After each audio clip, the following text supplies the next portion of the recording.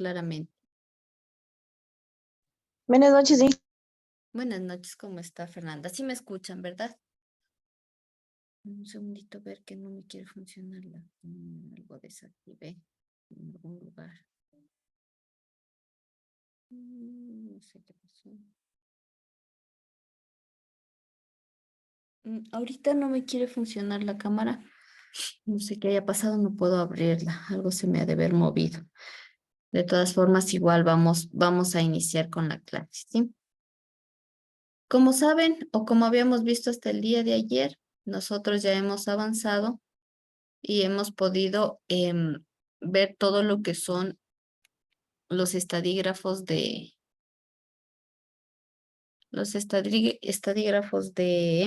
centralización, los de variabilidad y los de posición. Es decir, hemos terminado con todas estas medidas de, de lo que corresponden a parte de la estadística más descriptiva. Sin embargo, las últimas que vimos, que son las de dispersión, sí son parte de la estadística ya, de la estadística inferencial. Si el día de hoy me gustaría empezar como viendo los tipos de investigación cuantitativa, porque lo que nosotros estamos haciendo como análisis de datos cuantitativos, para poder pasar a ver cuáles son las técnicas de recolección de datos, de información cuantitativa, ¿ya?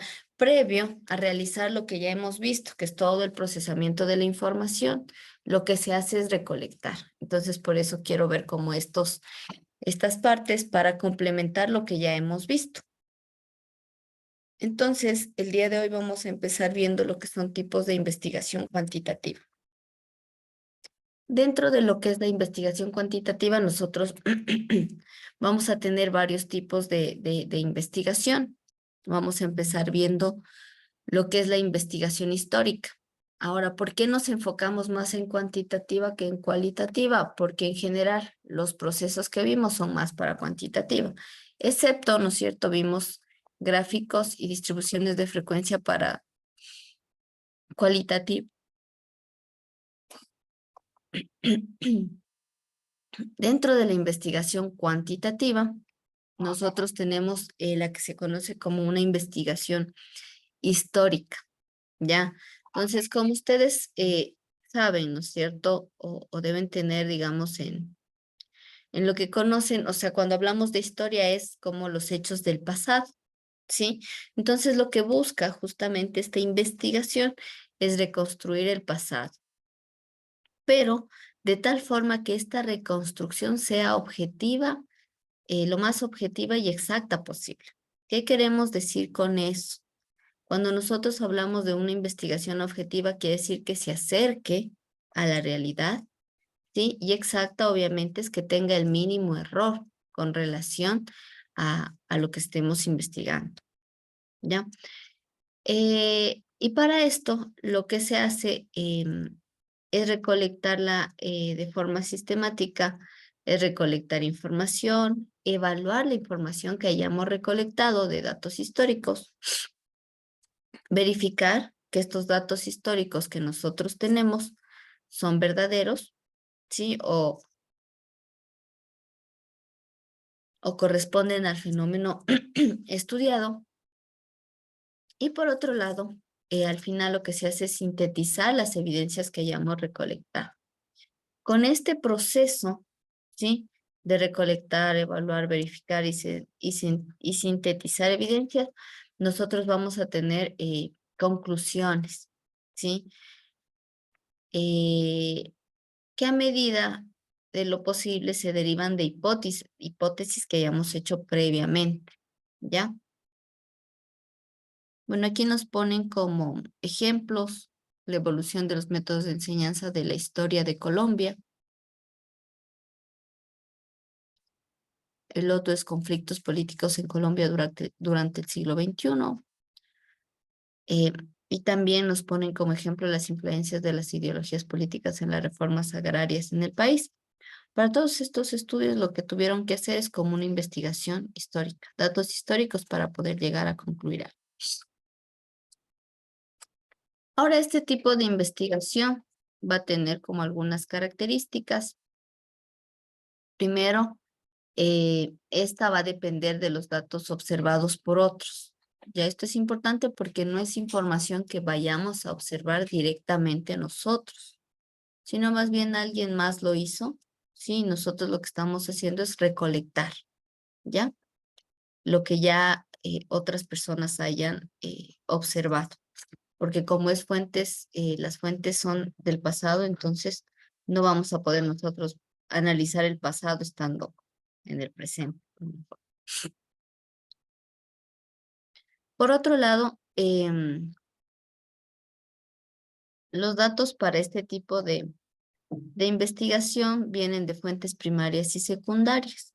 Cuando hablamos nosotros de fuentes primarias, son aquellas que registramos directo como investigadores, ¿sí? Y se derivan justamente de la observación directa que hagamos nosotros, ¿ya?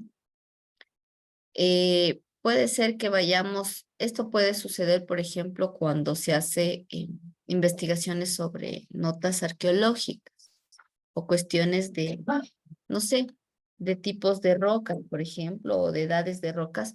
Podemos tener fuentes primarias porque podemos ir a observar la roca, por ejemplo. Ya esa sería nuestra fuente primaria. Pero también pueden ser fuentes secundarias eh, y estas se basan más en observaciones que hayan realizado previamente a alguien más y yo las utilice para poder hacer mi investigación. En este mismo ejemplo de las rocas. Mi fuente primaria es ir, ¿no es cierto?, a la formación que voy a estudiar. Cuando hablo de formación, hablo de la formación de suelos. Ya, observar en los suelos, observar los tipos de roca, determinar las edades por ciertos factores que se manejan en la cuestión geológica, sería mi fuente primaria. Y mi fuente secundaria puede ser datos que alguien más haya recolectado sobre las formaciones en ese suelo que yo estoy estudiando, haya recolectado sobre, no sé, tipos de roca que quizás ya no estén presentes, o no sé, de formaciones de, ¿cómo se llaman? Crustáceos que hayan encontrado en rocas, etcétera. ¿Ya? Entonces pueden ser esas mis fuentes secundarias, porque estoy tomando información que alguien más ya hizo. Por otro lado, esta investigación histórica, es importante tomar en cuenta que estas fuentes deben ser sometidas a dos tipos de crítica. O sea, crítica en el sentido de observar, ¿no? Y de decir, bueno, esto está, no sé, esto nos puede ayudar, como no nos puede ayudar, etcétera, ¿ya? Y puede ser una crítica externa que va a permitir determinar qué tan auténtico es un documento o la autenticidad del documento histórico. Y una crítica interna eh, que puede examinar limitaciones que haya tenido el autor, prejuicios que hayan influenciado en el estudio, etcétera, ¿ya? Y que estos a su vez pueden haber distorsionado la información. Ahora, esta investigación histórica es muy importante que sea rigurosa, ¿sí? Eh, y exhaustiva. No puede ser una investigación histórica, no sé, muy superficial o leve, ya porque como ustedes saben, los datos históricos pueden aportar, ¿no?, información que pueda ayudar, ¿sí?, a tomar decisiones en el presente, entonces es necesario que sea sumamente objetiva y no distorsionada.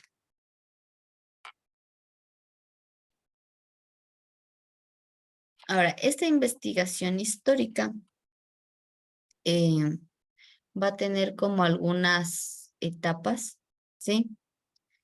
Y para lo cual se siguen como algunos pasos que tenemos aquí.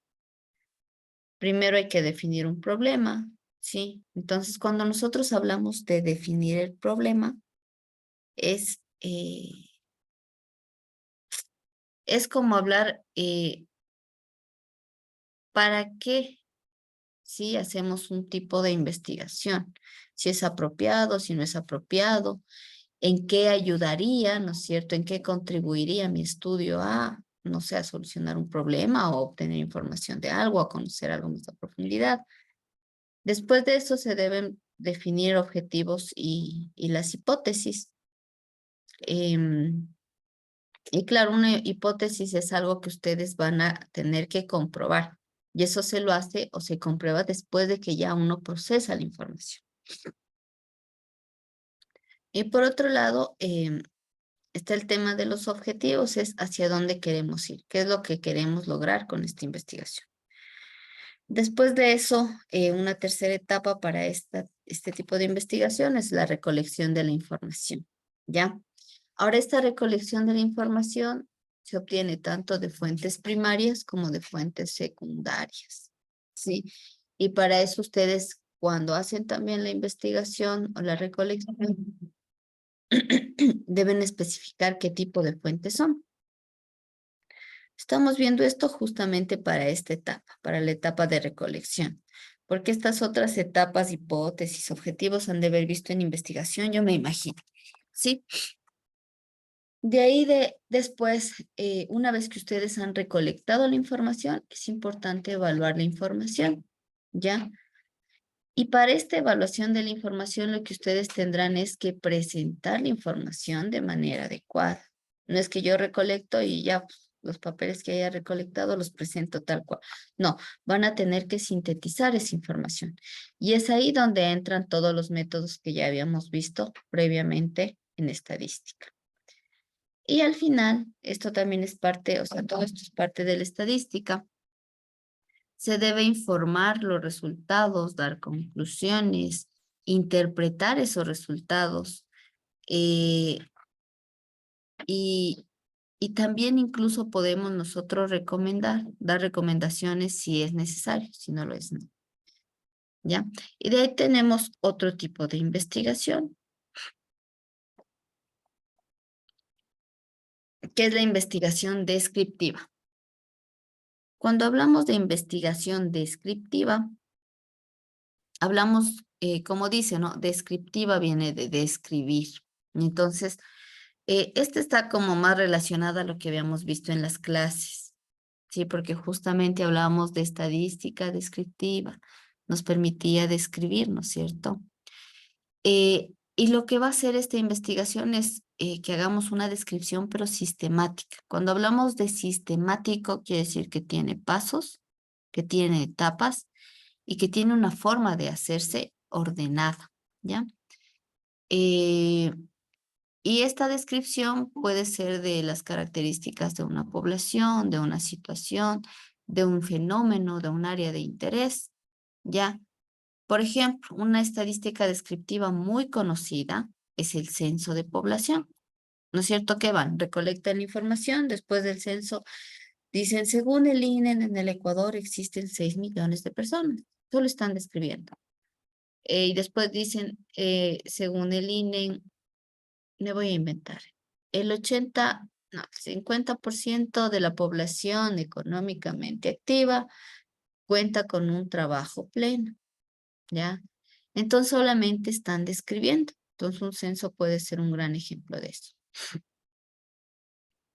Puede ser también una encuesta para ver las preferencias de los habitantes de una ciudad en cuanto a canales de televisión, como nos dice ahí.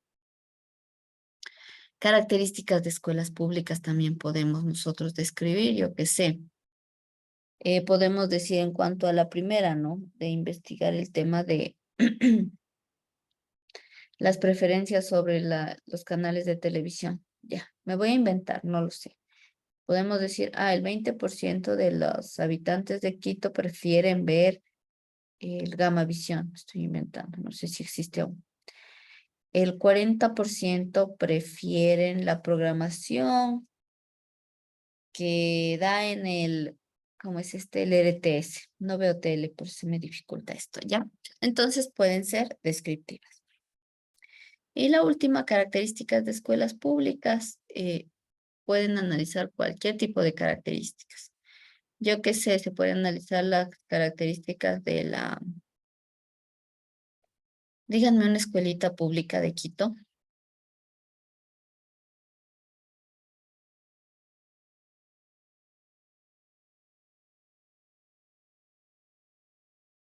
¿Alguien no?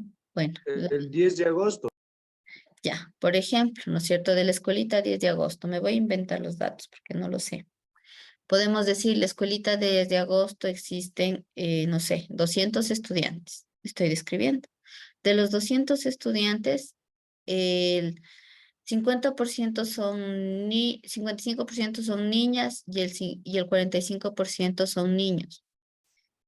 De los estudiantes, de los 200 estudiantes de la escuelita 10 de agosto, se tiene que el 80% están en edades, me voy a inventar, de 5 a 8 años, ¿ya? Entonces, eso es en base a todo lo que nosotros ya habíamos hecho en clases, ¿no es cierto? Puedo hacer tablas, puedo hacer estadígrafos de posición, puedo utilizar incluso medidas de centralización. Yo puedo decir, de los 200, la edad de los estudiantes o la edad promedio de los estudiantes de la escuelita 10 de agosto es 10 años, me estoy inventando.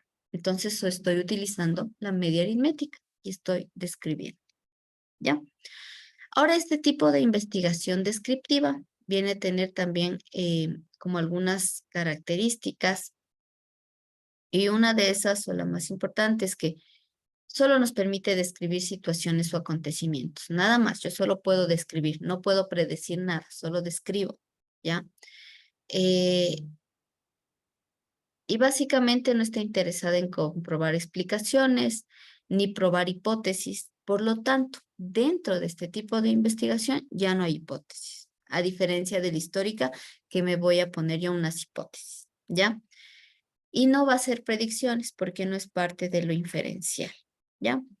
Eh, lo que se hace principalmente para este tipo de investigación como parte de la recolección de datos, que es lo que vamos a ver más adelante, es el tema de aplicación de encuestas, ¿ya? Y claro, estas encuestas pueden ser a una población, a una muestra, etcétera.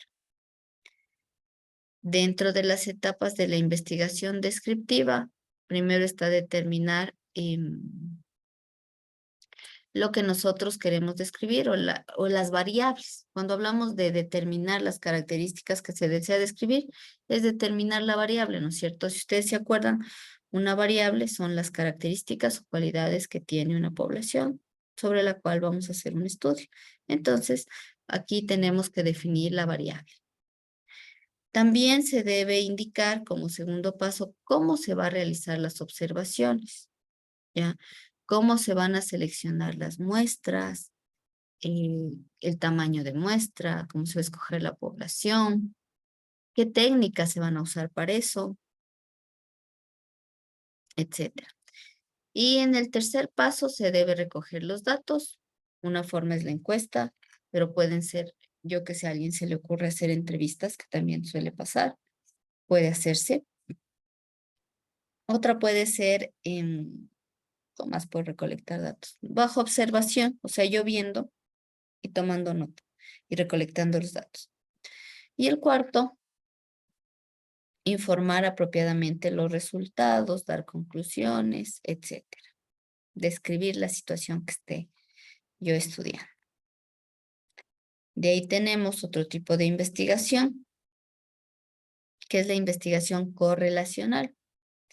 Ya, esta investigación, ¿sí? Básicamente se usa para determinar el grado en el cual las variaciones en uno o varios factores son concomitantes con la variación en otro u otros factores. Es decir, cuando yo hablo de correlacionar, es cómo tomar un estándar, digamos, yo voy a tener un patrón y voy a ver cómo se comporta una variable respecto a ese patrón, algo así, ¿ya? Y claro, aquí se va a dar un elemento importante que es el coeficiente de correlación, ¿ya? Este va a ser como la directriz para poder aplicar este tipo de investigaciones. Ya, por ejemplo, aquí está un ejemplo. Dice, en un grupo de estudiantes determinar la relación entre inteligencia CI, estado nutricional, educación y nivel de ingreso de los padres. Entonces yo lo que voy a hacer o lo que se busca en este estudio es ver cómo se relaciona este grado de inteligencia CI con la nutrición. Por ejemplo, digamos, las personas que tienen una mala nutrición tienen un CI menor que las personas que tienen una buena nutrición. Ya estoy correlacionando, ¿ya? Relacionando el CI con la nutrición. El CI también lo puedo relacionar con la educación. Por ejemplo, el CI sería como los conocimientos, ¿no es cierto? Entonces yo puedo decir que las personas que tienen un grado de estudio o un nivel de estudio de bachillerato eh, tiene un CI mayor que alguien que alcanzó solamente la primaria, porque el CI viene a ser nada más el bagaje de conocimientos que tengamos a lo largo de la vida. Y puede ser que la educación, en este caso, aporte para que unos tengan mejor bagaje que otros. También se puede relacionar, por ejemplo, este CI con el nivel de ingresos de los padres. Por ejemplo, se me ocurre decir que no sé, que el CI de las personas donde hay más bajos ingresos es menor que los de las personas donde hay mayor cantidad de ingresos. ¿Por qué? Porque incluso es el tema de los libros que pueden comprar, el acceso a internet, el acceso a cursos, etcétera. Entonces eso va a influenciar en el grado de inteligencia. Entonces vemos cómo puedo yo correlacionar con algo más. También, por ejemplo, este último también me parece súper claro, el uso de métodos de planificación familiar en relación con años de estudio, residencia rural o urbana, nivel de aspiraciones con los hijos. Entonces, aquí lo que van a relacionar, ¿no es cierto?, a correlacionar es los métodos de planificación. Se van a analizar estos de acuerdo al grado de estudio. Entonces pueden encontrar que alguien que cursa el bachillerato conoce más de métodos anticonceptivos que alguien que no lo ha cursado. Se me ocurre, estoy inventando. ¿Ya? Igual con el tema de residencia urbana o rural, va a influenciar porque quizás los prejuicios de la cuestión rural no permitan que se use. Hay todavía en el campo esta creencia de que, o bueno, ciertos lugares, no todos, de que no se debe hacer como el tema de el uso de métodos anticonceptivos por una cuestión religiosa, ¿ya? Mientras que en el urbano se han roto como algunos prejuicios, creo yo, y puede ser que esto influencie. Entonces puede encontrar, yo que sé, que el 80% de las mujeres del sector urbano usan métodos de planificación, esto con relación me voy a inventar, al 30% de mujeres del sector rural que también los usan. Entonces ahí relacionamos en el uno más gente y en el otro menos, etcétera. Ahora, este tipo de, de investigación, la correlacional, también tiene características. Ya, dentro de esta, algunas características son primero que está indicado como para situaciones bastante complejas, em,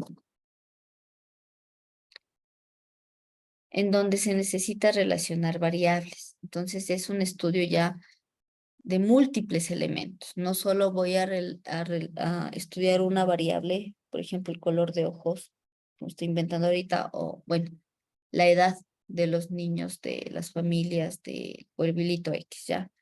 Es una variable, nada más.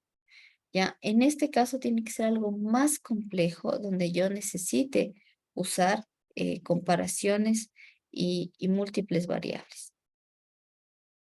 Y aquí también en este tipo de estudios no es posible como el tema de control experimental. Una segunda característica es que permite medir e interrelacionar múltiples variables simultáneamente. ¿Ya? Es decir, yo puedo relacionar varias variables al mismo tiempo. Entonces, para eso obviamente hay métodos, hay cuadros, hay formas que se hace como un análisis multicriterio, por ejemplo, ¿ya? Y ahí yo puedo utilizar varios criterios o analizar diferentes variables sobre una situación. La otra es que permite identificar asociaciones entre variables, pero hay que prevenir que ellas sean falsas. O sea, tengo que yo tener en cuenta o analizar y verificar que mi información sea verdadera. ¿Ya? Hay que hacer eso. Y para eso se aplican controles estadísticos apropiados.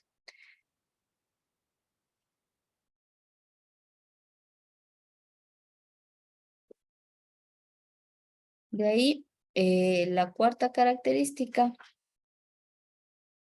es que esta es menos rigurosa que una investigación experimental, ¿ya? Porque no hay posibilidad de manipular a la variable, ¿ya? Ni de controlarla rigurosamente. En este caso no es que se necesita como tomar a la variable, pero de manera rigurosa, o sea, controlarla al extremo. Entonces, puede ser de alguna forma más flexible en ese sentido.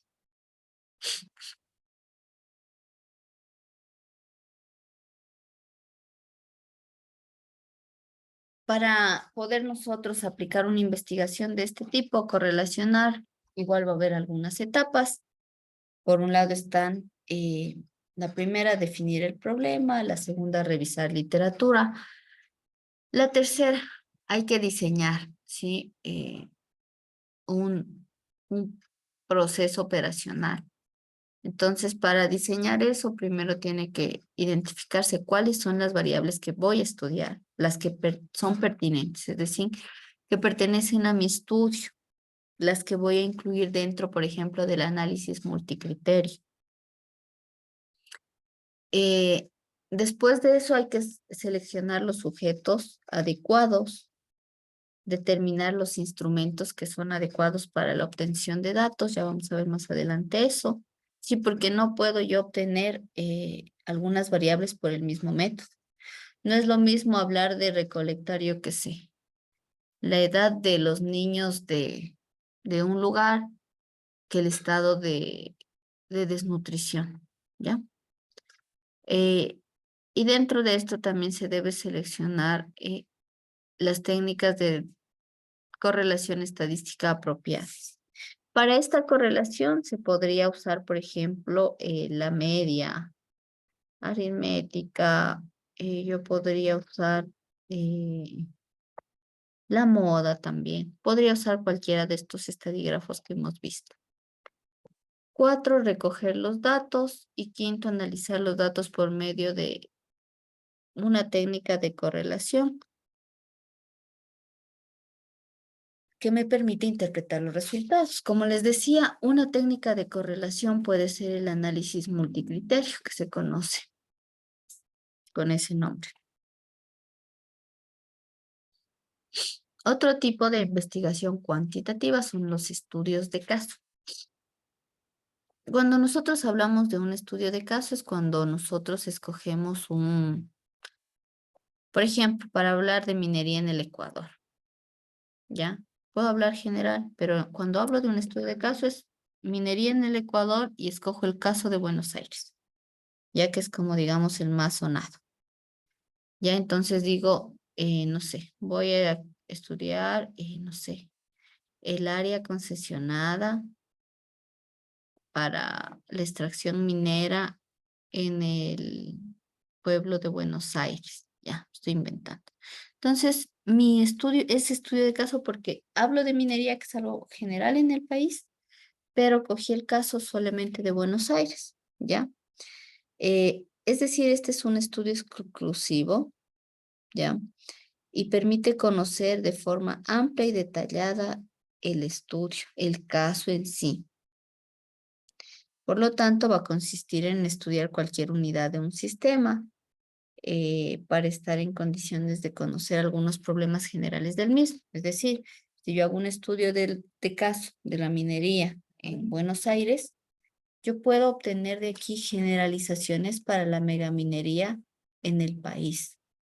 Por ejemplo, no sé qué puede ser. No se me ocurre ahorita, pero puedo generalizar, ¿ya?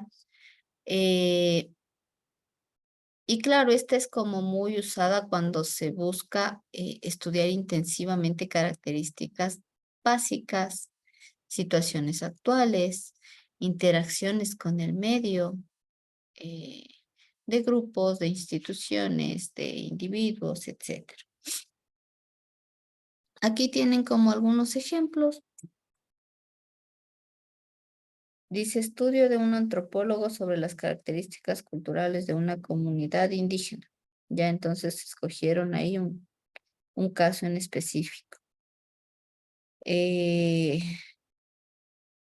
Aquí estudio a profundidad el comportamiento social y psicológico de un adolescente adicto a la marihuana. Entonces aquí estoy escogiendo un caso, el adolescente, un adolescente adicto a la marihuana. Y puedo sacar generalizaciones que pueden servir para decir, bueno, el comportamiento de los adictos a la marihuana es tal. ¿Por qué encontré en este caso que pasó esto? ¿Cierto? Las características que tiene este tipo de investigación. Primero es que es un estudio a profundidad de una unidad de observación. El caso que les ponía de minería en Buenos Aires es a profundidad solamente sobre Buenos Aires, ¿ya? Y claro, se debe tener en cuenta o tiene en cuenta procesos, características específicos de un comportamiento total de la unidad en su ciclo de vida. Son útiles para obtener información básica, básicamente, y para poder nosotros después a la larga decir, bueno, ya entendí este caso de minería de Buenos Aires. Ahora voy a hacer un estudio más grande, voy a estudiar la minería en la región Sierra, ¿ya? Entonces puedo hacer un estudio más grande.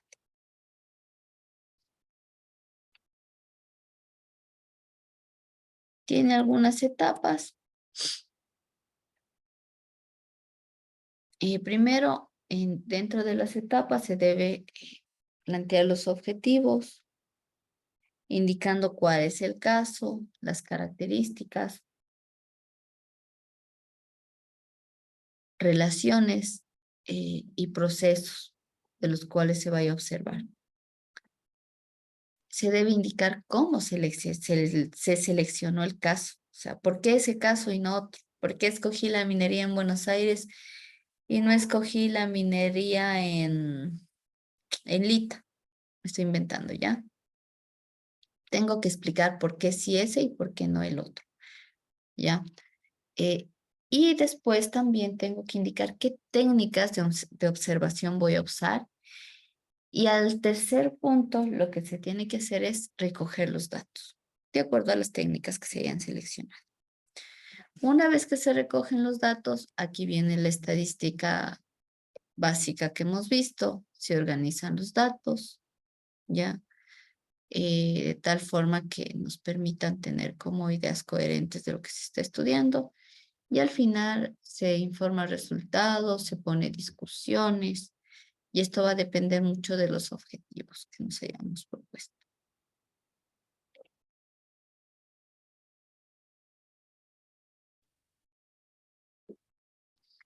De ahí tenemos otro tipo de investigación, que es la ex post facto, es decir, sobre hechos cumplidos, ¿ya?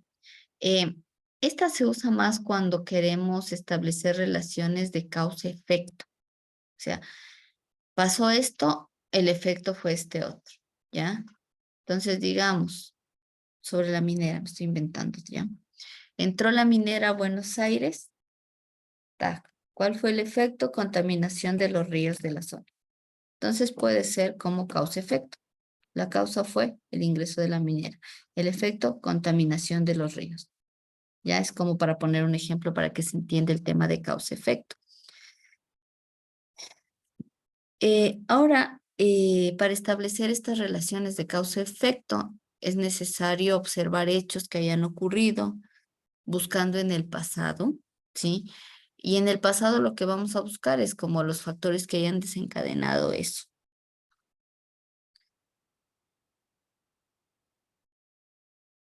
Ya, este se diferencia de un experimento general, porque este se introduce en un momento determinado eh, y el efecto se observa un tiempo después. Caso de la minería mismo que decía. La minera llega a Buenos Aires, me estoy inventando, llega el 2021. La contaminación del río se ve en el 2023, ¿ya? Entonces, empiezan a analizar el tema de la contaminación del río y buscan, este ya es el efecto, ¿no es cierto? Y buscan por qué se causó, cuándo se causó, cómo se causó, ¿ya? Por eso es causa-efecto, también se busca en el pasado un poco. Ejemplos de estos están identificar las características de los estudiantes que obtienen altas notas en sus estudios, ya determinar por qué, ¿sí? ¿Qué características tienen los estudiantes con mayores notas? ¿Por qué? ¿Qué pasa en su casa? ¿Qué pasa en su vida? Yo qué sé. Ya, otro ejemplo puede ser este, determinar los factores asociados al cáncer pulmonar, tales como el hábito de fumar tabaco o el tipo de ocupación que haya tenido la persona que padece la enfermedad. Entonces vemos que estamos viendo un efecto, que es el cáncer. Ahora toca buscar cuál fue la causa, fumar o la ocupación o qué pasó.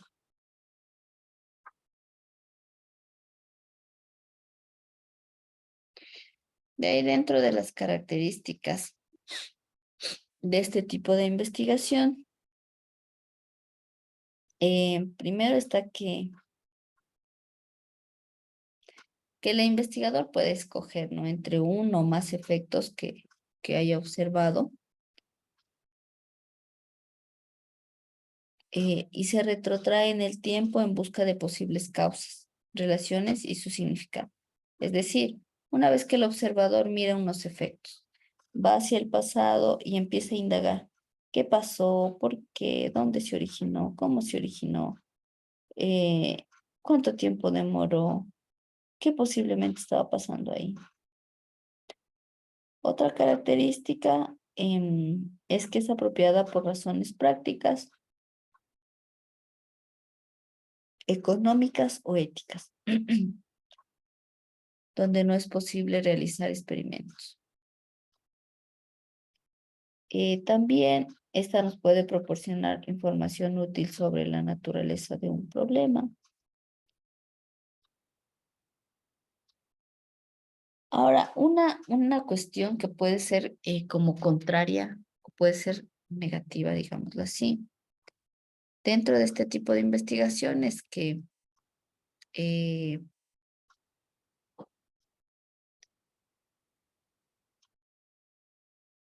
que cuando, como en esta no hay como, se me fue la palabra, no se controlan, ¿sí? Los factores causales, es decir, no se controlan los factores que causaron algo. Por lo tanto, a veces no es factible establecer un nivel de seguridad aceptable, ¿ya? De cuál es la causa. Este tipo de investigación va a tener como algunas etapas. Primero, definir un problema. Yo debo identificar bien cuál es el problema, lo que voy a estudiar. Revisar literatura para ver si ha habido estudios previos sobre el tema. Enunciar la hipótesis. Describir los supuestos en que se basan las hipótesis. Determinar los procedimientos para seleccionar las unidades de observación, las técnicas de recolección de datos, probar si las técnicas son confiables o no, si se produce información deseable o solamente estoy pasando el tiempo. Como sexto punto está determinar procedimientos para analizar los datos. Sí, en este caso se debe analizar pruebas estadísticas de asociación y de significación. Y como séptimo punto hay que recoger los datos. Y una vez que ustedes recogen los datos, ahí viene descripción, análisis e interpretación de resultados. De ahí está la investigación experimental que tiene más que ver con el tema de hacer experimentos.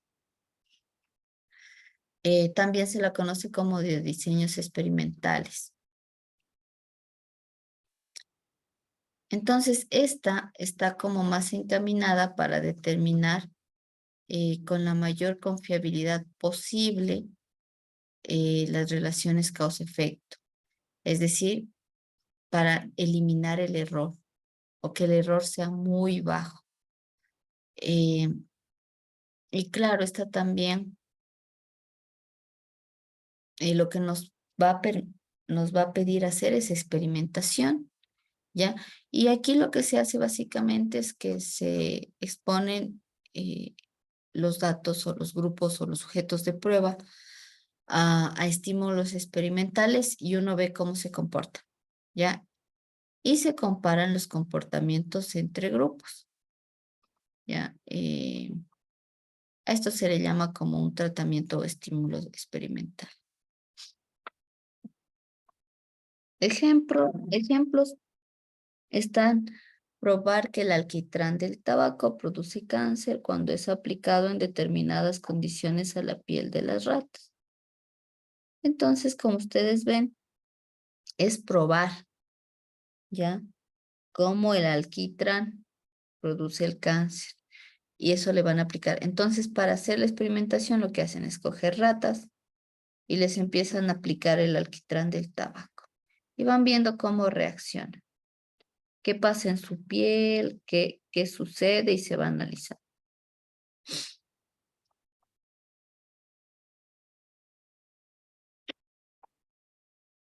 Esta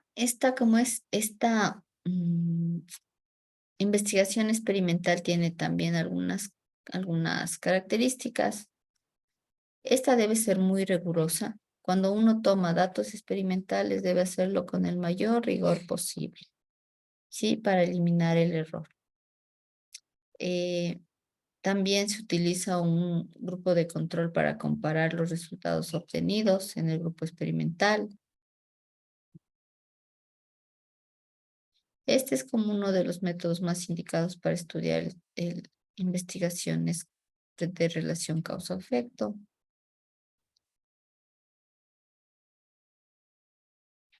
Ahora, este tipo de investigación tiene como restricción que no se puede aplicar a humanos. Imagínense en aplicar a humanos lo que hablábamos hace rato del alquitrán del tabaco en la piel de las ratas. No se puede decir, bueno, voy a investigar qué efectos produce el aplicar el alquitrán del tabaco a la piel de un grupo de personas de la ciudad X. No se puede hacer eso, ¿ya? Va un poco contra la ética del investigador. Ahora, puede haber otro tipo de estudios que no causen como efectos nocivos, como el tema de aplicar alquitrán y pueden ser más bien positivos, puede usarse humanos, pero tiene como esa limitación.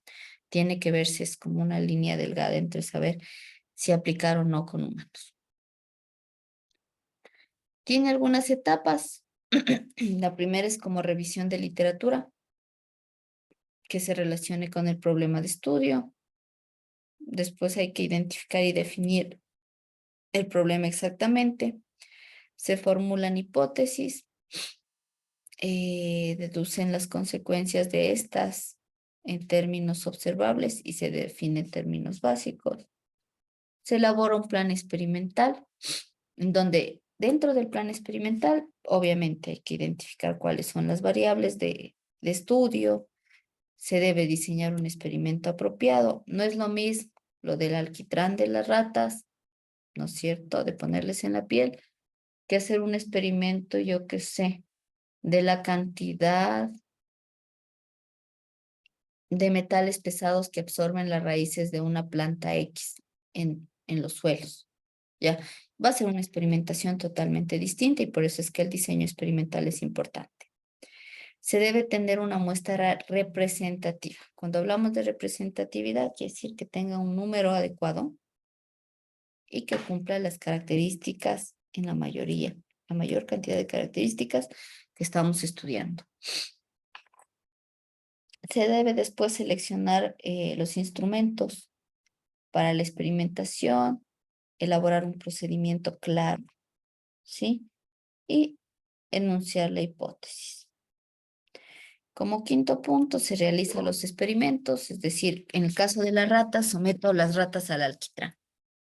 Después de que ya veo, las someto al alquitrán, voy a ir, ¿no es cierto?, organizando, anotando resultados, haciendo cuadros estadísticos, etcétera, gráficas pueden presentar o tablas de distribuciones eh, para apreciar cuál fue el efecto claramente.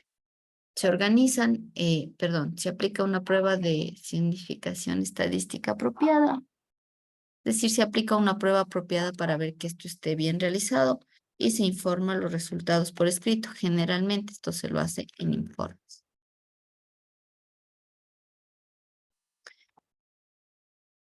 De ahí está lo que se conoce como investigación cuasi experimental. Cuasi es como casi. Ya, este tipo de investigación cuasi experimental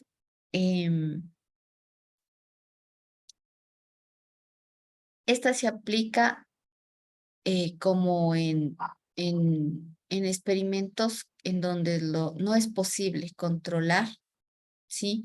Y manipular las variables de forma absoluta. Ya, quizás nosotros no estemos no podamos influenciar directamente en esas variables. El caso de las ratas, o sea, ya depende del investigador, ¿cierto? De irle aplicando qué cantidad y de estar observando cómo reacciona. Entonces, eso depende.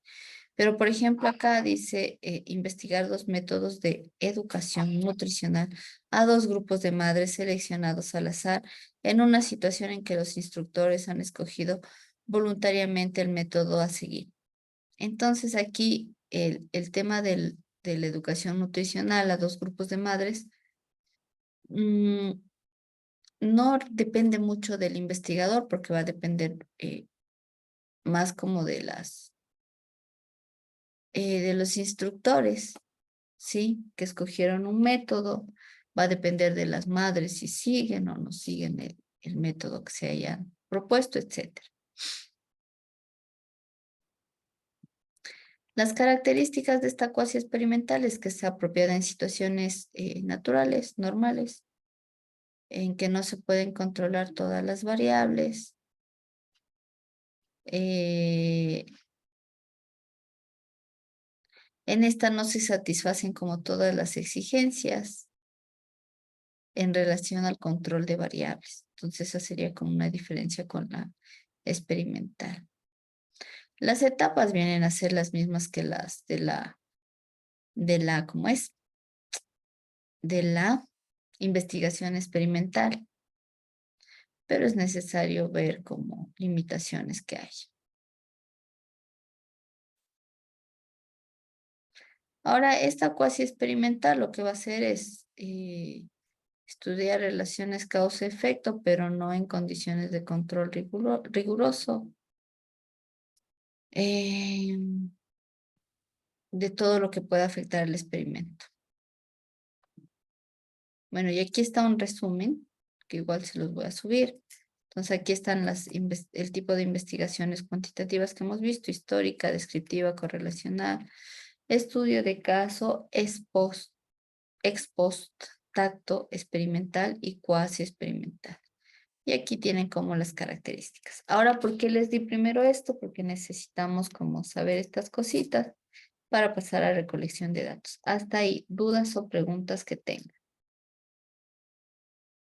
Es bien teórica esta parte.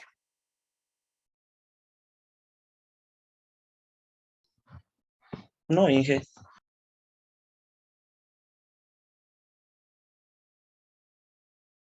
Ya. Igual esto les voy a subir, que sería el resumen de lo que vimos. Vamos a pasar ahora a la recolección de datos.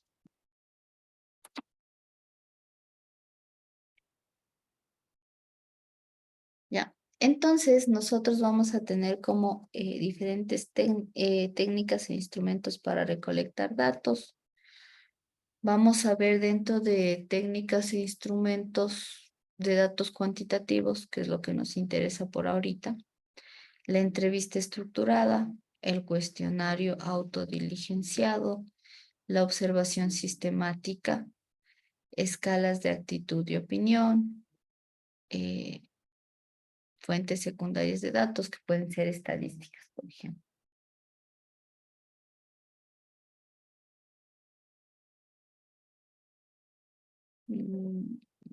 Necesito los cuantitativos nomás. Ya, cuando nosotros hablamos de investigación cuantitativa o recolección de datos cuantitativos, recuerden, hablamos de cuántos, de cantidad.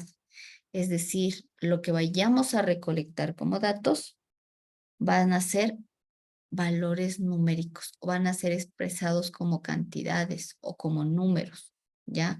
No van a ser cualidades como, no sé, color de ojos, no, sino pueden ser estaturas, por ejemplo, ¿ya? Y me va a permitir, obviamente, usando la estadística, después de la recolección, describir fenómenos, evaluar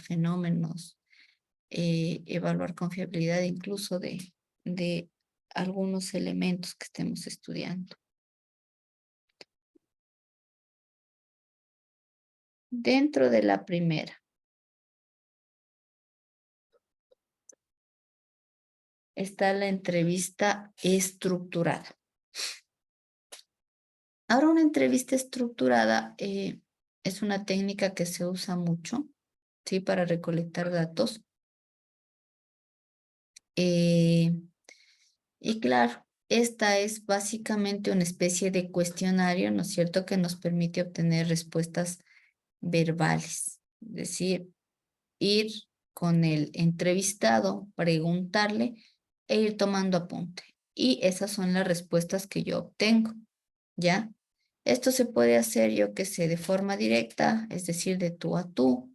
Podemos hacer una entrevista por teléfono, ¿ya? Entre el entrevistador y el entrevistado. Como les dije, emplea un cuestionario.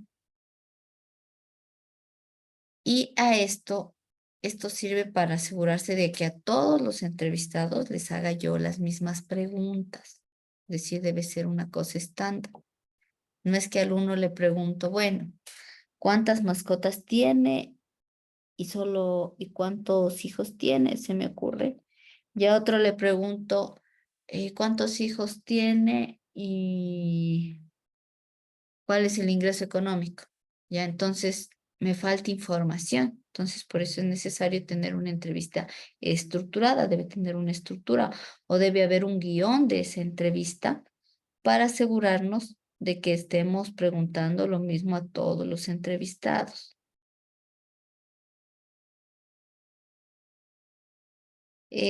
Las ventajas que tiene este tipo o esta forma de recolectar datos es primero, facilita una comunicación directa con el investigado, ¿no es cierto?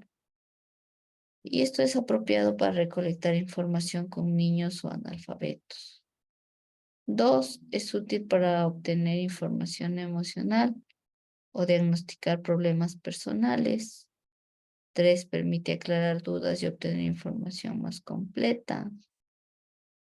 4, facilita complementar información. En este caso, por ejemplo, cuando hablamos de complementar información, puede ser que hayamos estado usando otro método de otra técnica, otro método. Digamos que ustedes están haciendo, se me fue el nombre, encuestas, ¿ya? Pero con las encuestas que hicieron todavía falta información, entonces como otra técnica complementaria podría ir y usar una entrevista a actores claves. Actores claves pueden ser personas que sepan del tema, se me ocurre, ¿ya? Mientras que la encuesta aplico a un gran número de personas, ¿ya? Entonces puede ser como una cuestión o un instrumento que nos permita complementar otros instrumentos que hayamos aplicado.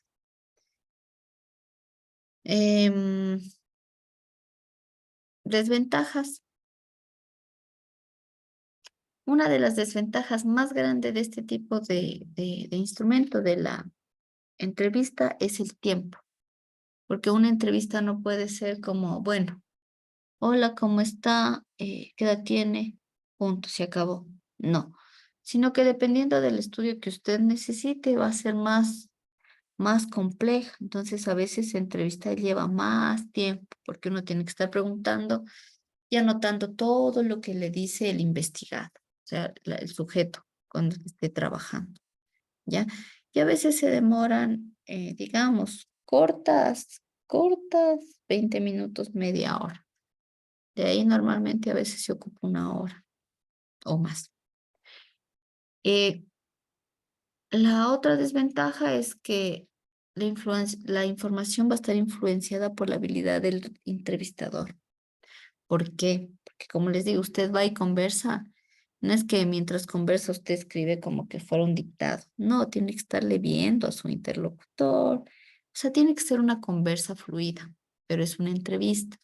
Porque si usted solo se limita como a hacer las preguntas, muchas veces la gente no le da la información porque no le da confianza. Entonces hay que saber, es como un arte hacer esto. Entonces, si el entrevistador no toma bien apuntes o tiene mala memoria o no pregunta todo, puede haber errores en la recolección. También estos pueden afectarse por cansancio o estrés del entrevistado y el entrevistador. Póngase usted llega donde un entrevistado que está cansado, estresado, entonces lo que quiere es que acabe rápido. Entonces le va a decir poco de lo que usted quiere y punto. Muy concreto y quizás no le dé otra información que necesita. Ya entonces puede influenciar. O puede ser al revés, que el entrevistador esté cansado, estresado, etcétera. Entonces va a llegar y va a hacer lo que más puede en corto tiempo porque ya quiere librarse, digamos así, ¿ya?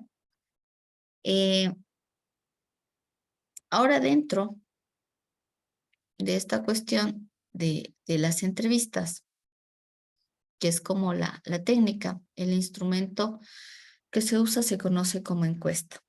Ya, entonces para eso yo debo elaborar una encuesta, un guión, ¿sí? De una encuesta. eh,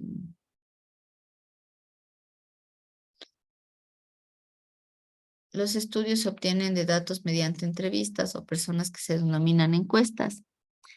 Ahora también si es que los entrevistados constituyen una muestra representativa, eh, se llaman encuestas por muestreo. Este método de encuestas nos permite estudiar cualquier característica, fenómeno, ¿sí? Eh, en donde las personas estén dispuestas a informar. Póngase, es un tema que no quieren hablar. Es súper difícil cuando no quieren hablar porque usted cómo obtiene la información para después sistematizar todo esto, ¿ya? Ahora para este tipo se usa este tipo de técnicas para investigaciones descriptivas, investigaciones comparativas, investigaciones evaluativas, y se puede hacer como una complementación o en conjunto con la observación, con otros estudios también que hayan. Yo puedo hacer comparaciones. También se puede utilizar para investigación experimental.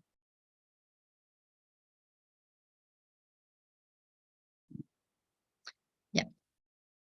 Ahora, dentro de esto vamos a tener nosotros tipos de encuestas.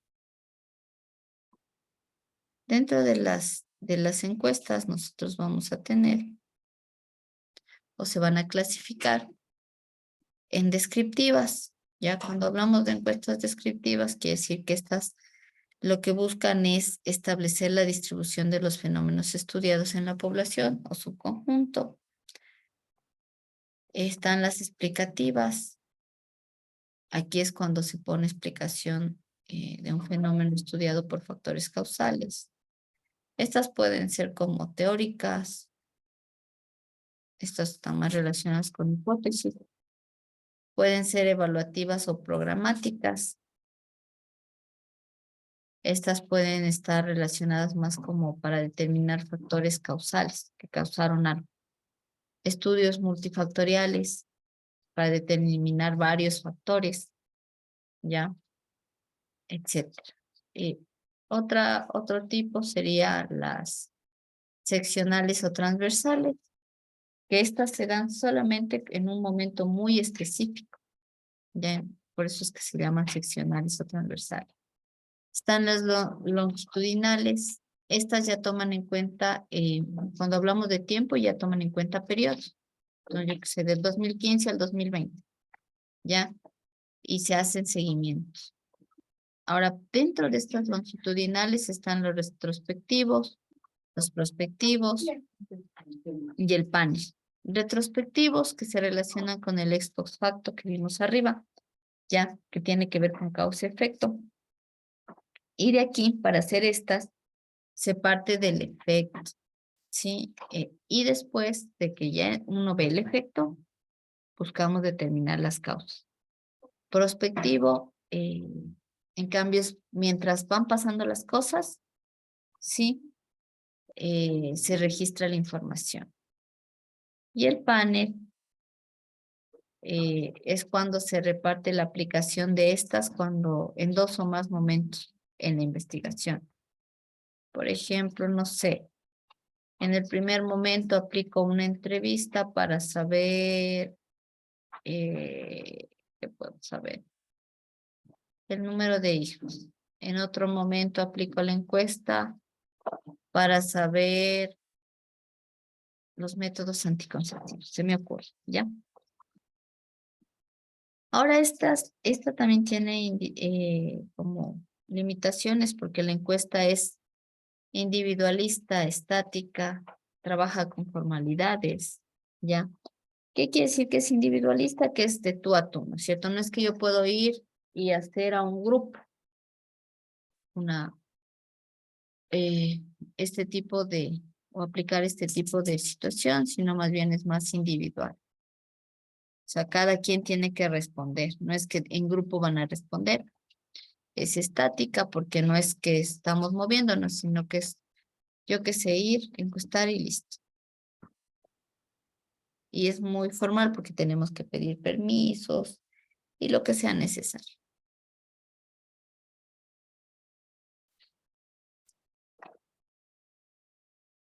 A ver, entrevista estructural.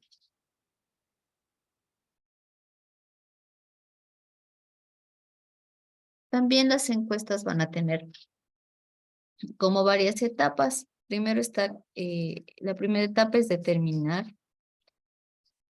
que el método de la encuesta es adecuado. O sea, el tipo de encuesta que yo debo aplicar tiene que ser adecuado. Entonces, eso debo determinarlo, ver si es funcional a lo que estoy estudiando. Supongamos, ustedes están estudiando la cantidad de lluvia en la ciudad de Quito y aplican una encuesta donde empiecen a preguntar el número de hijos, el método de planificación. No tiene nada que ver, ¿ya?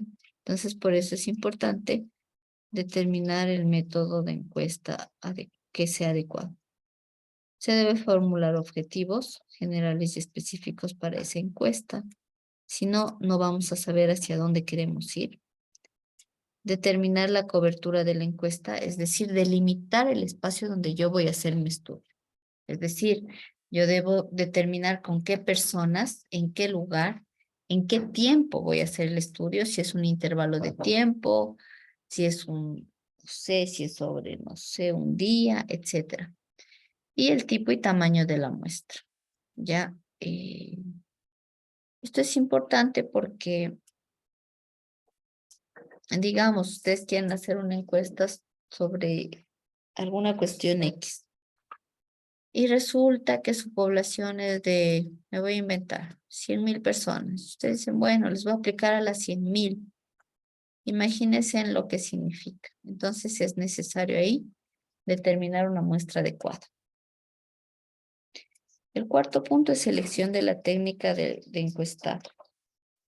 Ya, esto se va a hacer según los enfoques de investigación que vimos antes y de acuerdo a la forma en que yo voy a aplicar la encuesta. ¿Cómo voy a hacer el cómo? El quinto es selección de interacciones investigador-sujeto. ¿Cómo yo voy a hacer mi encuesta? No sé, va a ser una encuesta de tú a tú, va a ser por Zoom, va a ser, claro, se me ocurre, virtual o presencial. Entonces tengo que ver cómo vamos a interactuar. Elaborar los instrumentos de la encuesta, es decir, los contenidos, las preguntas que yo vaya a hacer ya deben estar previamente elaboradas. Y para eso yo debo preparar formularios. En el 7, se debe hacer estudios pilotos para determinar las características del instrumento. Un estudio piloto es algo pequeño sobre lo macro que vayamos a hacer. Entonces, primero hago como una, no sé, voy a hacer una muestrita por ahí de encuesta, a ver cómo me va. Si es que esa me sirve, me quedo con esa, si no voy y modifico. Se debe hacer trabajo de campo. Para recolectar los datos es trabajo de campo. Es decir, ir a donde están sucediendo las cosas o con los actores claves. Para esto es importante seleccionar y adiestrar a los encuestadores. Por ejemplo, en el censo, se han de haber dado cuenta que los chicos que fueron elegidos para censar tuvieron capacitaciones previas. Entonces debe capacitar. Se debe asignar las entrevistas en el terreno y supervisar que se estén dando. El 9 es un paso de crítica y procesamiento de la información. Y el 10 es el análisis e interpretación de resultados y la elaboración de un informe final. Básicamente tiene como estas etapas y como ven, llega hasta elaborar el informe.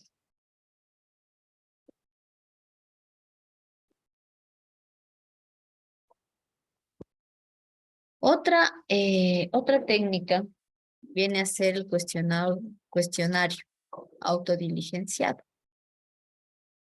Este viene a ser como un formato escrito por los investigadores. Ay, no. Por los propios sujetos de la investigación, ¿ya?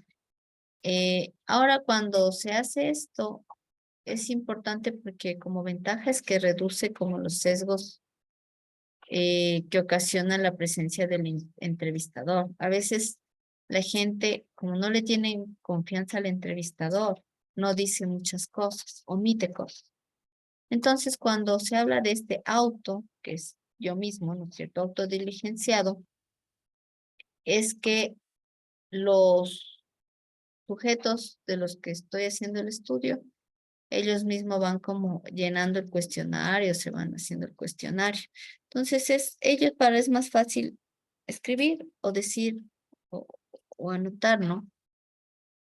Las respuestas porque no están influenciados por el entrevistador, por el miedo que les dé, etcétera.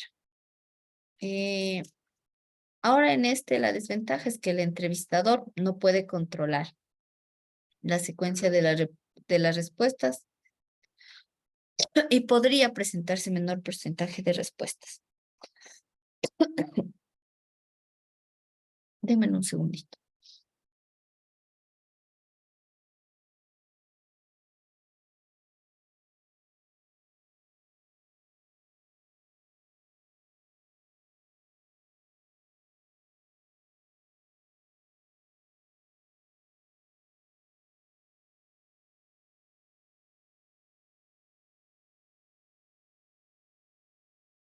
Ya, volvemos. También tiene como ventajas este tipo de cuestionario porque reduce los costos de aplicación. Un ejemplo de este tipo de cuestionarios cuando hacen en las aplicaciones me parece en Google hay formularios. Entonces en Google se genera un formulario y se lo envía y a los que lo llenen, ¿ya? Entonces no tiene costos, ¿no es cierto? Porque no tengo que imprimir, que gastar en pasajes para ir a entrevistar, etcétera. Puede reducir los costos. Ya. Preguntas del formulario, que vienen a ser prácticamente las preguntas del cuestionario. Estas pueden ser preguntas abiertas, pueden ser preguntas cerradas o dicotómicas, pueden ser preguntas de selección múltiple, preguntas con respuesta en abanico, preguntas de estimación, por un lado. Por otro lado, según el tipo pueden ser preguntas de acción, de intención, de opinión, preguntas índices o preguntas test. O sea, hay varios tipos de preguntas. Ahora, esto sí va a depender mucho de quien esté recolectando la información y qué es lo que yo quiero tener, qué es lo que estoy estudiando para yo ver qué tipo de preguntas hago.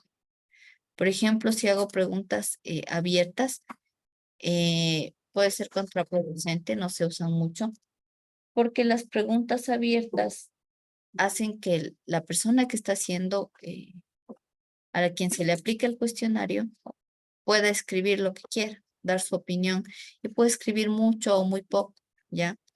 Mientras que una pregunta cerrada es, por ejemplo, es un sí o no, o poner ¿cuántos hijos tienes? 5, punto, ¿no es cierto? No tiene que escribir más de eso.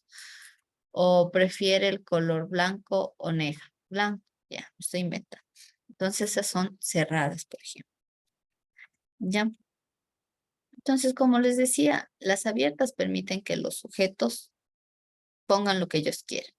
Un ejemplo de preguntas abiertas es, ¿qué piensa usted sobre la creación de un comité de bioética en el hospital? Ya, ahí pueden poner cualquiera de estas respuestas. O sea, la persona que está respondiendo debe ver por qué, qué quiere poner ahí. Entonces, estas son como varias respuestas. Podrían poner esto, cualquiera. Ya depende de lo que ponga. Entonces, no hay como un límite, por eso es abierta. En cambio, las cerradas tienen alternativas fijas. Es lo uno o lo otro. O escoge de algo, escoge. Sí, es lo uno o lo otro, nada más. Por ejemplo, se me ocurre dentro de las cerradas. Bueno, aquí está. ¿Estuvo hospitalizado alguna vez? Sí, no. Entonces, escogió sí o no, nada más. Entonces, es cerrada.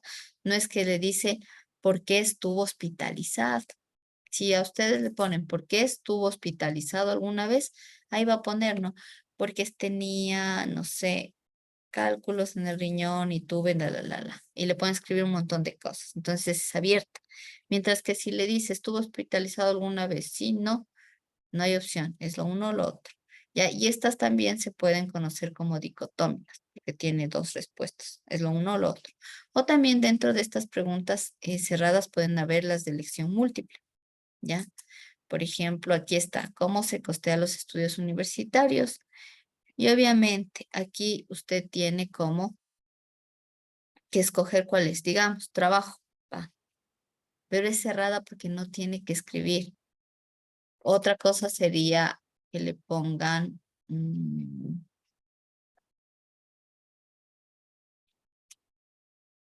eh, ¿qué le pueden poner? ¿Qué actividades realiza para costearse los estudios universitarios? Y le dejan abierto y usted verá lo que pone. Entonces esa sería una abierta. Ahora estas son más usadas, estas de aquí, sean dicotómicas o de acción múltiple, elección múltiple, perdón, porque es más fácil procesar. O sea, cuando usted tiene esta, sí, no, digamos, tengo 20 encuestas, ya ahí tengo 20 respuestas de esto, ¿no es cierto? Digo, bueno, 15 sí, 5 no. Solamente tengo que contar cuántas veces sí, cuántas veces no. O en la de acá, ir contando cuántas veces esta, cuántas veces esta, cuántas veces esta. Puede ir haciendo ya una tabla con esa pregunta, ¿no es cierto?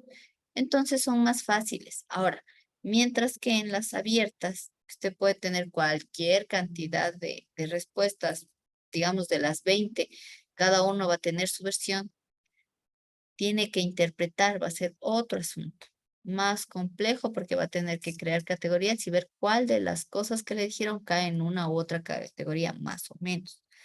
Estas son como más precisas para mi gusto, ¿ya? Pero ahí ya depende del investigador. ¿Preguntas hasta ahí? No hay. Ya. Ahora estas de aquí, dentro de sus ventajas está que los resultados se pueden analizar más rápido, igual la interpretación es más fácil, la interpretación es más uniforme porque dijo sí o no, no es que dijo varias cosas y tengo que darme las vueltas para interpretar. y no están afectadas por verbosidad, es decir, por muchas palabras que pueden poner. Lo que sí a veces pueden resultar superficiales o muy rígidas, que no dan opción a nada. Ya es como una desventaja. Ya déjenme ver cuánto nos falta. Ya, podríamos nosotros también tener esto que se conoce como preguntas con respuesta en abanico o jerarquizadas. Es decir, aquí le pueden poner escoja de mayor a menor o de mayor importancia a menor importancia. Entonces van a tener una jerarquía, ¿ya? Y claro, estas me van a permitir a mí elegir varias respuestas eh, y yo voy a ordenar esto según la importancia. Por ejemplo, aquí está un ejemplo. ¿Cuáles de los siguientes aspectos requieren mayor atención en la comunidad? Indique los 5 problemas que considere más importantes. Entonces aquí usted va a poner o va a escoger de todos estos, ¿no es cierto? Los que usted crea más importantes. Entonces por eso se llama como abanico jerarquizado. Solo lo más importante, le pueden decir lo que menos le importe. Entonces cojo lo que menos importante sea, ¿ya? O también se puede pedir dentro de este tipo de preguntas que la respuesta vayan poniendo del 1 hasta el 5. El 1 el más importante, hasta el 5 el menos importante y que se escoja. Entonces van a jerarquizar.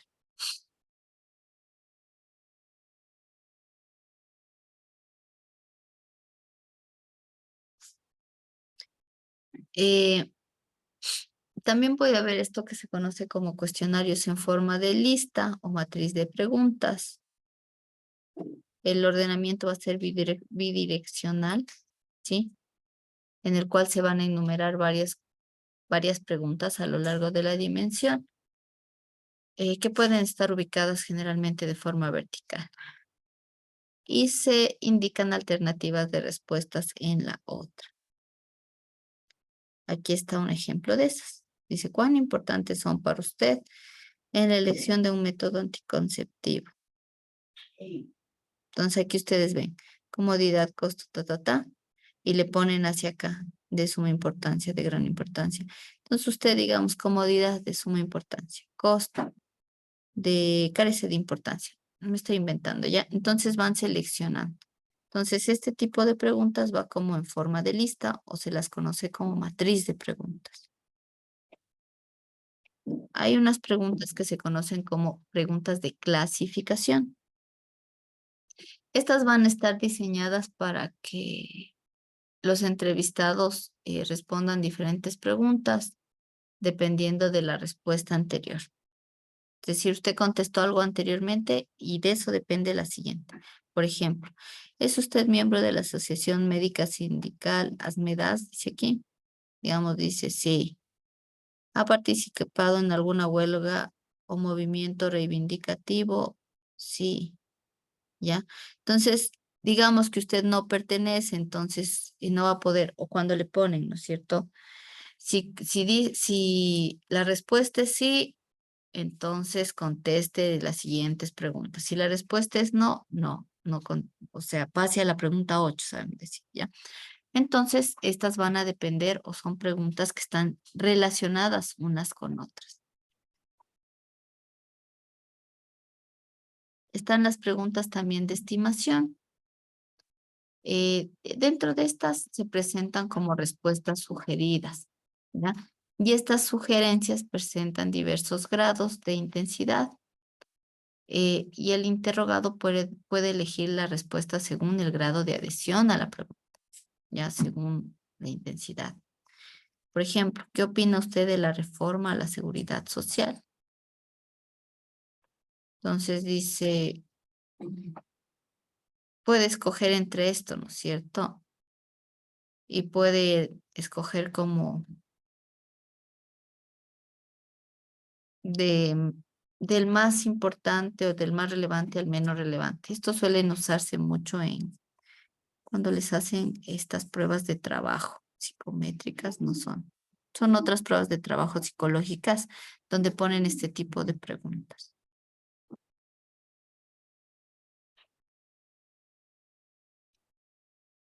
Por ejemplo, aquí le ha interesado conocer la ley 100 y sus disposiciones reglamentarias, graduación de mayor a menor. O sea, de lo menos a lo más. Entonces usted va eligiendo ahí.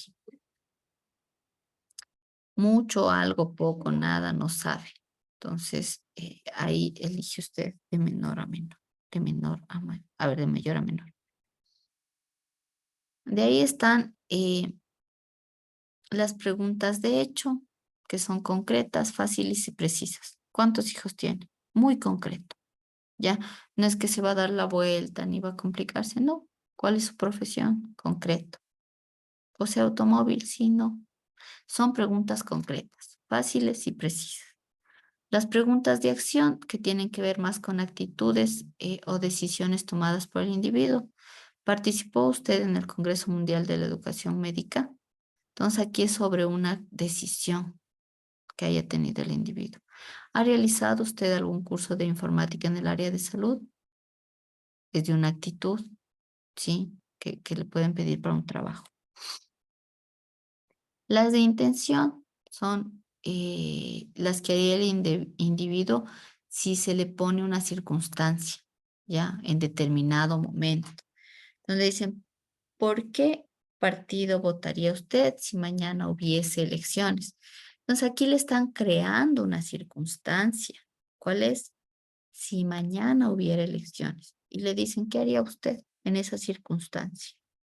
¿Ya? ¿Participaría usted en la huelga de internos y residentes? ¿Cuál es la circunstancia? La huelga de internos. Y le preguntan, ¿qué haría usted? ¿Participa o no? Por eso son de intención. Están las de opinión, que tienen que ver con lo que piensa u opina, sí, el encuestado. ¿Cuál es para usted la mejor marca de relojes? Es una opinión. Y dicen, no sé, me gusta las patito. Estoy inventando, no sé. ¿Ya? ¿O qué piensa usted acerca de la aprobación del aborto en nuestro país? Entonces, esta es de una opinión. ¿Qué piensa, no es cierto? ¿Qué piensa usted? Y ahí le dan. Y además es de opinión y además es abierta, porque le dejan a que usted se exprese. A ver, por el día de hoy nos vamos a quedar ahí porque esto sí es un poquito largo. Para continuar, mañana es miércoles, ¿verdad? Déjeme, ya me perdí de los días. Mañana es jueves, Inge. Mañana es jueves. Ya, mañana es jueves, perdón. Mañana jueves terminamos con esto, ¿sí? Para seguir viendo este tema de las preguntas, para ver las preguntas de índice. Y el día viernes habría prueba. En la prueba no va a ir esta parte, esto que estamos viendo hoy y mañana, solamente va a lo que vimos. Solo Día de la varianza, Inge. medidas de dispersión van el viernes. Los ejercicios que terminamos ayer serían, ¿no es cierto? Sí, solo sobre Ya. este tema. Solo medidas de dispersión. Este es un tema nuevo que se evaluará la siguiente semana, porque me interesa que en esto hagamos algo práctico. Sí, ya vamos a dejar un tallercito práctico sobre esto. Ahorita, como ven, está bastante teórico, eh, pero esta teoría es la base de lo que vamos a hacer después, que es como, sí está como un poco, no tan poquito, es bastante. Pero necesitamos saber esto para que ustedes aprendan a aplicar, por ejemplo, a hacer preguntas eh, y eso. Entonces, lo que vamos a hacer un poco es a pensar un tema, sí, como un pequeño tema de que quieran investigar sobre algo, ¿ya? Porque en base a eso vamos a hacer una práctica. Para mañana solo vamos a pensar, la siguiente semana ya le vamos a trabajar más a fondo, ¿sí? Entonces, eso, chicos, por el día de hoy nos quedamos ahí, siendo las 9:02. Nos quedaríamos ahí para continuar el día de mañana. Entonces, sin más, desearles una buena noche a todos y nos veríamos el día de mañana. No sé si alguien me decía, la lista, espérenme, les tomo lista. Me olvido.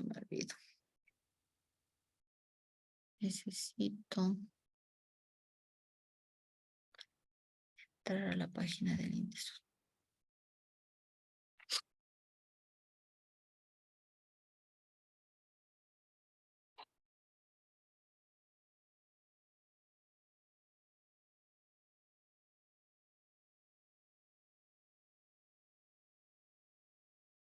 Ya estamos.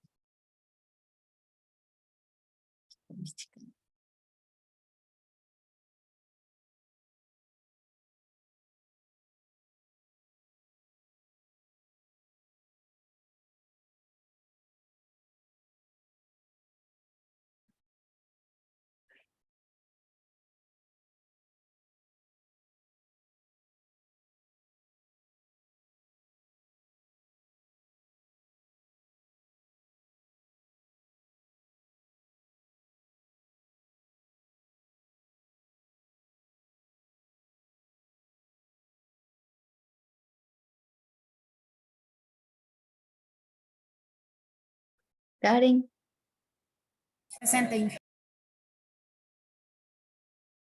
Coraima, Presente, Inge. Estoy mal un poquito con el internet. ya. Jonathan Vinicio, no sé quién sea. Fernanda, Presente, Inge. Edwin Andrés, Presente, Inge. Naim. Presente, Inge. Perfecto. Ahí estamos todos. Entonces, por el día de hoy nos quedamos ahí, continuamos el día de mañana.